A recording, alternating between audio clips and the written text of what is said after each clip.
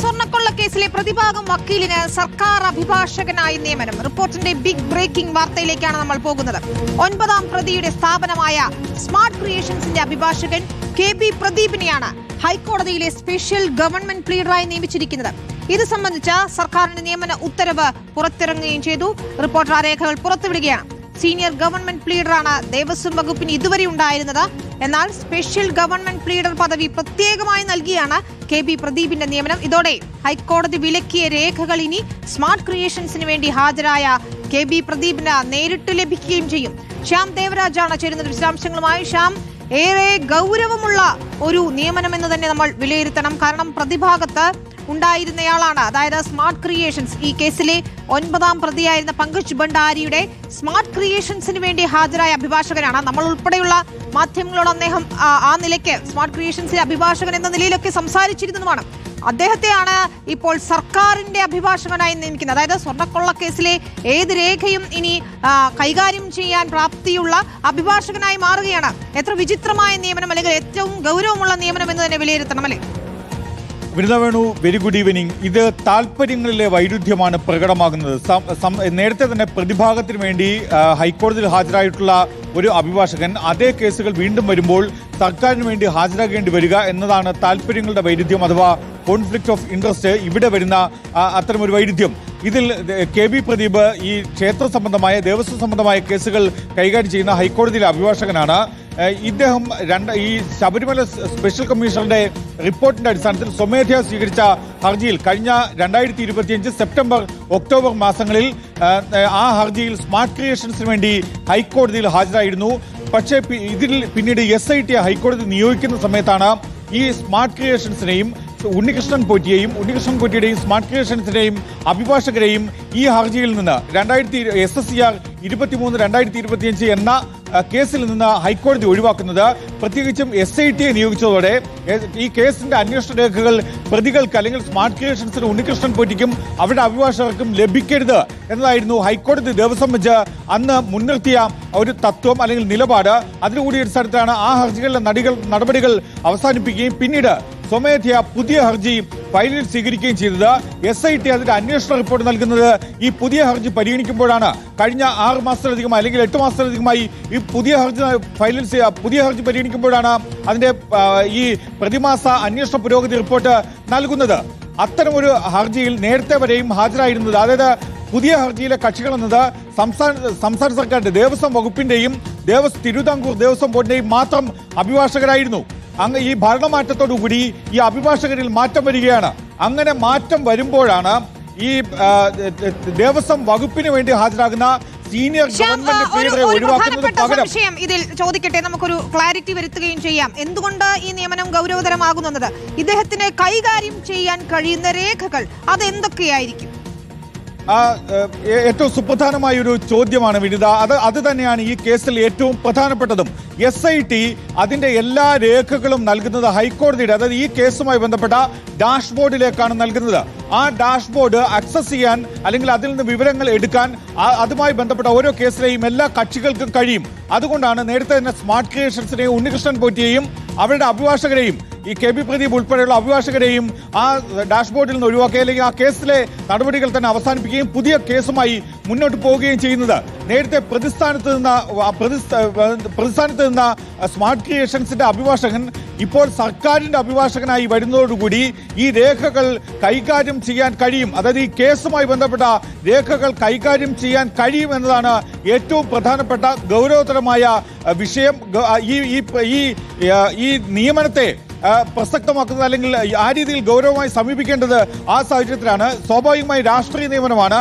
രാഷ്ട്രീയ നിയമനത്തിൽ സംസ്ഥാന സർക്കാരിന് ഇഷ്ടമുള്ള ആളുകളെ നിയോഗിക്കാം. അതിന് മതിയായ യോഗ്യത മാത്രം മതിയാകും. പക്ഷെ ആ യോഗ്യതയ്ക്കപ്പുറത്തേക്ക് എന്ത് താല്പര്യമാണ് ഇതിലുള്ളത് എന്നാണ് ഏറ്റവും പ്രധാനം. പ്രത്യേകിച്ചും നേരത്തെ സ്മാർട്ട് ക്രിയേഷൻസിന് വേണ്ടി, പ്രതിഭാഗത്തിന് വേണ്ടി ഹാജരായ ഒരു അഭിഭാഷകൻ പുതിയ ഹർജിയിൽ, അല്ലെങ്കിൽ ഹൈക്കോടതിയിലെ നിലവിലുള്ള ഹർജിയിൽ സർക്കാരിന്റെ അഭിഭാഷകനായി വരുമ്പോൾ സ്വാഭാവികമായും ഈ രേഖകൾ കൈകാര്യം ചെയ്യാനുള്ള സ്വാതന്ത്ര്യം, അവസരം അദ്ദേഹത്തിന് ലഭിക്കും. മാത്രമല്ല നേരത്തെ സീനിയർ ഗവൺമെന്റ് പ്ലീഡർ എന്നതായിരുന്നു ദേവസ്വം വകുപ്പിന്റെ അഭിഭാഷകന്റെ തസ്തികയെങ്കിൽ അതിനപ്പുറത്തേക്ക് പുതിയൊരു തസ്തിക പ്രത്യേകമായി സൃഷ്ടിക്കുന്നു. അതായത് ദേവസ്വം വകുപ്പിന് വേണ്ടി സ്പെഷ്യൽ ഗവൺമെന്റ് പ്ലീഡർ എന്ന തസ്തിക സൃഷ്ടിക്കുന്നു.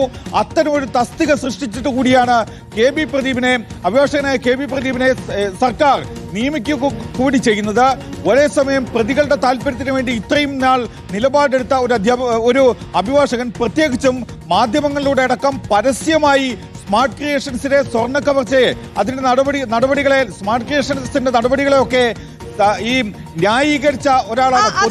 പ്രതിഭാഗത്തിന് വേണ്ടി ന്യായങ്ങൾ നിരത്തിയ ഒരാൾ ഈ സർക്കാരിന്റെ അഭിഭാഷകനായി വരികയാണ്. ആ രേഖകളെല്ലാം തന്നെ കൈകാര്യം ചെയ്യാനുള്ള സ്വാതന്ത്ര്യം അദ്ദേഹത്തിന് ലഭിക്കാൻ പോവുകയാണ്. ഇത് ആർക്കാണ് ഗുണം ചെയ്യുക? എന്തിനായിരുന്നു ഇങ്ങനെ ഒരു നിയമനം? ഞങ്ങളുടെ ലീഗൽ കറസ്പോണ്ടന്റ് ശ്യാം ദേവരാജാണ് ഈ വാർത്ത പുറത്തു കൊണ്ടുവന്നത്. ഏതായാലും ഈ കെ ബി പ്രദീപിനെ നിയമിച്ച സർക്കാർ നീക്കത്തിൽ ദുരൂഹതകൾ ഏറെയാണ്. ഇതുവരെ സ്മാർട്ട് ക്രിയേഷൻസിന് വേണ്ടി വാദിക്കുകയും മാധ്യമ ചർച്ചകളിൽ അടക്കം പങ്കെടുക്കുകയും ചെയ്ത പ്രദീപ് എങ്ങനെ സർക്കാർ അഭിഭാഷകനായി എന്നതാണ് ചോദ്യം. എന്നാൽ ദേവസ്വം മന്ത്രിയോട് ഈ വിഷയത്തിൽ നമ്മൾ പ്രതികരണം ചോദിച്ചിരുന്നു. അദ്ദേഹത്തിന്റെ മറുപടി വിചിത്രമായിരുന്നു കേട്ടോ. ക്യാബിനറ്റ് തീരുമാനത്തിൽ താൻ അഭിപ്രായം പറയില്ല എന്നതായിരുന്നു മന്ത്രിയുടെ പ്രതികരണം. നമുക്ക് അതുകൂടി ഒന്ന് കേൾക്കാം. ഇല്ല, അതിനെ സംബന്ധിച്ച് നിങ്ങൾക്കറിയാലോ, ഈ വയനാട്ടിൽ ഷിഗല്ല സ്ഥിരീകരിച്ച സാഹചര്യത്തിൽ അവരുടെ വിസിറ്റായിരുന്നു. ഞാൻ കഴിഞ്ഞ ക്യാബിനറ്റിലുണ്ടായിട്ടില്ല, അറിഞ്ഞിട്ടില്ല. അല്ല, അത് മുഖ്യമന്ത്രിയുടെ ഒരു ഡിസ്ക്രിഷണറി പവറിന് ഞാൻ വിട്ടുകൊടുത്തിരുന്നു നേരത്തെ. പക്ഷേ എന്നാലും ഇത് യുഡിഎഫ് ഉയർത്തിയ നിലപാടുകൾക്കെതിരല്ലേ? അല്ല, ഞാൻ പറയാം, ഒരു കാരണവശാലും പ്രതികളാരും രക്ഷപ്പെടില്ല, അക്കാര്യത്തിൽ ഉറപ്പ് നൽകാം. പക്ഷേ പ്രതിക്ക് വേണ്ടി വാദിച്ചയാളല്ലേ ഇപ്പൊ സർക്കാരിന് വേണ്ടി വാദിക്കാൻ വരുന്നത്. അപ്പോൾ അതുകൊണ്ട് തന്നെ പ്രതിയുടെ ദൗർബല്യങ്ങൾ അറിയാവുന്ന ഒരു വക്കീലാണല്ലോ, നല്ല കാര്യം. മാറ്റില്ല. അല്ല, അത് ക്യാബിനറ്റിലെടുത്ത ഒരു തീരുമാനത്തിന് ഒരു മന്ത്രി ഒരിക്കലും തള്ളി പറയാൻ പാടില്ല. അത് മന്ത്രിസഭയുടെ കൂട്ടുത്തരവാദിത്തമാണ്. ഞാൻ ഈ കാര്യത്തിൽ പൂർണ്ണമായിട്ട് സ്വാതന്ത്ര്യം മുഖ്യമന്ത്രിക്ക് വിട്ടുകൊടുത്തിരുന്നു നേരത്തെ തന്നെ. കെ ബി പ്രദീപിന്റെ നിയമനം മന്ത്രി കൃത്യമായി അറിഞ്ഞിട്ടില്ല. അദ്ദേഹം യോഗങ്ങളിലൊക്കെ ആയിരുന്നു, ഷിഗല്ലയുമായി ബന്ധപ്പെട്ട യാത്രകളിലൊക്കെ ആയിരുന്നു. പക്ഷേ മുഖ്യമന്ത്രിക്കാണ് ആ തീരുമാനമെടുക്കാനുള്ള എല്ലാ സ്വാതന്ത്ര്യവും അദ്ദേഹം അല്ലെങ്കിൽ മുഖ്യമന്ത്രിയുടെ തീരുമാനമാണ് എന്ന് മന്ത്രി വിശദീകരിക്കുന്നു. ദേവസ്വം ബോർഡ് അറിഞ്ഞിരുന്നു എന്ന് ചോദിച്ചാൽ ആ നിയമനം അറിഞ്ഞിട്ടില്ലേ എന്നാണ് Thiruvithamkoor Devaswom board president K Jayakumar പ്രതികരിച്ചത്. എനിക്കതിനെപ്പറ്റി ഒന്നും അറിഞ്ഞൂടെ. ഞാൻ അഭിപ്രായം പറയേണ്ട ഒരു വിഷയമല്ല. നിങ്ങൾ ശബരിമലയിലേക്ക് വരും, എന്ത് തൊട്ടാലും അഴിമതി എന്ന് വേണമെങ്കിൽ തോന്നത്തക്ക രീതിയിൽ പല പഴയ കാര്യങ്ങളും പൊങ്ങി വരുന്നുണ്ട്. നല്ലത് വരട്ടെ. ഓരോന്ന് രംഗത്ത് വരുമ്പോഴും ഞാൻ വിചാരിക്കുന്നു ശരി, അദ്ദേഹത്തിന്റെ പ്രതികരണം അറിഞ്ഞിട്ടില്ല എന്നതാണ്, അല്ലെങ്കിൽ ദേവസ്വം ബോർഡ് പ്രസിഡന്റ് പ്രതികരണം നൽകേണ്ടതില്ല എന്നതാണ് അദ്ദേഹം പറയുന്നത്. ടി വി പ്രസാദ് ചേരുകയാണ്. പ്രസാദ്, അപ്പോൾ ദേവസ്വം മന്ത്രിയായ കെ മുരളീധരൻ പറയുന്നത് മന്ത്രിസഭയുടെ കൂട്ടുത്തരവാദിത്തം മാനിച്ചുകൊണ്ട് താൻ അതിൽ കൂടുതൽ പ്രതികരണങ്ങൾക്കില്ല എന്നതാണ്. പക്ഷേ മുഖ്യമന്ത്രിയുടെ തീരുമാനമാണ് എന്ന് പറയുന്നു. ഇതിൽ എന്താണ് താല്പര്യം? ആരുടെയാണ് താല്പര്യം? പ്രതിഭാഗത്തുള്ള ഒരു അഭിഭാഷകനെ തന്നെ സർക്കാരിന്റെ അഭിഭാഷകനായി പ്രത്യേക പോസ്റ്റൊക്കെ ക്രിയേറ്റ് ചെയ്തുകൊണ്ട് എന്തിനു നിയമിച്ചിരിക്കുന്നെന്ന ചോദ്യത്തിന് ആർക്കെങ്കിലും ഒരു ഉത്തരമുണ്ടോ? ഈ പറഞ്ഞതുപോലെ പ്രതിഭാഗത്തിന്റെ ദൗർബല്യം മനസ്സിലാക്കാൻ വേണ്ടി വെച്ചതാണോ എന്നൊക്കെ വേണമെങ്കിൽ നമുക്ക് മന്ത്രിയുടെ വാക്കുകൾ ഉദ്ധരിച്ചുകൊണ്ട് ചോദിക്കാം. പക്ഷെ അങ്ങനെ എല്ലാ കാര്യങ്ങളെന്ന് വ്യക്തമാണല്ലേ? വിനീത, വലിയ പ്രതിസന്ധിയിലാണ് ഈ വിഷയത്തിൽ സർക്കാർ ഉള്ളത് എന്നുള്ളതാണ്. സർക്കാരിൻ്റെ ഭാഗത്തു നിന്ന് എന്തായാലും ഗുരുതര വീഴ്ച സംഭവിച്ചിട്ടുണ്ട്. ആ ദേവസ്വം മന്ത്രി എന്ന നിലയിൽ കെ മുരളീധരൻ അറിയാതെ അദ്ദേഹത്തിൻ്റെ വകുപ്പിൻ്റെ കീഴിൽ ഇങ്ങനൊരു സർക്കാർ അഭിഭാഷകനെ നിയമിക്കില്ല എന്ന കാര്യം ഏതാണ്ട് ഉറപ്പാണ്. പക്ഷേ അത് വളരെ തന്ത്രപരമായോ മറ്റോ മുഖ്യമന്ത്രിയുടെ നേർക്ക് ചാരുകയാണ് കെ മുരളീധരൻ എന്നുള്ളതാണ്. എല്ലാ അധികാരവും അല്ലെങ്കിൽ എല്ലാ അവകാശവും മുഖ്യമന്ത്രിക്ക് കൊടുത്തിട്ടുണ്ടെന്നും എന്തെങ്കിലും പറഞ്ഞാൽ അത് മന്ത്രിസഭയുടെ കൂട്ടുത്തരവാദിത്തത്തെ ബാധിക്കും എന്നുള്ളത് കൊണ്ടൊന്നും പറയാത്തതാണ് എന്ന രീതിയിലായിരുന്നു കെ മുരളീധരൻ്റെ ഇന്ന് രാവിലെ ഉണ്ടായ പ്രതികരണം. ആ പ്രതികരണങ്ങൾ കേൾക്കുന്ന സമയത്ത് ഇതെല്ലാം മുഖ്യമന്ത്രിയുടെ മേൽ ചാരാനുള്ള ഒരു ശ്രമം ഉള്ളതായിട്ടാണ് മനസ്സിലാകുന്നത് വിനീത. പക്ഷേ എന്തായാലും ഇതിൽ സർക്കാരിനും ദേവസ്വം വകുപ്പിനും ഗുരുതരമായ വീഴ്ച സംഭവിച്ചിട്ടുണ്ട് എന്നുള്ളതാണ്. കള്ളൻ്റെ കയ്യിൽ താക്കോല് കൊടുക്കുന്നത് പോലെ എന്ന പ്രയോഗം ആപ്തവാക്യമാക്കുന്നത് പോലെയാണ് ഇതൊക്കെ സംഭവിച്ചുള്ളത്. നമുക്കറിയാവുന്നതുപോലെ സ്മാർട്ട് ക്രിയേഷൻസ് ഏതെങ്കിലും ഒരു ചെറിയ പ്രതിയല്ല ഈ കേസിൽ. ഈ കേസിൻ്റെ ആദ്യാവസാനം ഏറ്റവും പ്രധാനപ്പെട്ട നീക്കങ്ങൾ നടന്നതെല്ലാം അവിടെയാണ്. ശബരിമല അയ്യപ്പൻ്റെ ദ്വാരപാലക വിഗ്രഹങ്ങളും കട്ടിളപ്പടിയും എത്തിച്ച സ്ഥാപനമാണ് ഈ സ്മാർട്ട് ക്രിയേഷൻസ്. അവിടെ വെച്ചാണ് ഈ സ്വർണം വേർതിരിച്ചതും അതിൻ്റെ മുകളിൽ ഡ്യൂപ്ലിക്കേറ്റ് സ്വർണം പൂശി അവിടെ മോഷണം നടത്തി തിരിച്ചു കൊണ്ടുവരികയും ചെയ്തത്.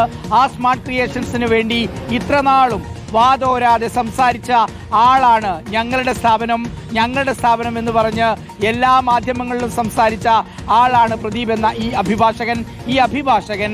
സ്മാർട്ട് ക്രിയേഷൻസിൻ്റെ അഭിഭാഷകനായ ഈ പ്രദീപ് ഇപ്പോൾ സർക്കാരിൻ്റെ ദേവസ്വം ബോർഡിൻ്റെ അഭിഭാഷകനാവുന്നതോടുകൂടി സ്വാഭാവികമായി ഇനി അങ്ങോട്ടേക്ക് ശബരിമല സ്വർണ്ണക്കൊള്ള കേസിലെ തുടർ നടപടിയുടെ കാര്യത്തിൽ തന്നെ നിയമവിദഗ്ധർക്ക് ആശങ്കയുണ്ട് വിനീത. കാരണം ഇനിയിപ്പോൾ കുറ്റപത്രം നൽകുക എന്ന ഏറ്റവും പ്രധാനപ്പെട്ട നടപടിയുണ്ട്.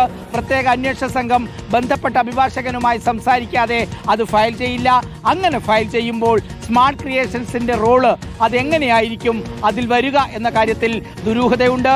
ശബരിമല സ്വർണ്ണക്കൊള്ള കേസിൽ ഒരട്ടിമറി മണക്കുന്ന രീതിയിലാണ് സ്മാർട്ട് ക്രിയേഷൻസിൻ്റെ അഭിഭാഷകനെ ദേവസ്വം ബോർഡിൻ്റെ അഭിഭാഷകനായി നിയമിക്കാനുള്ള തീരുമാനം വിനീത.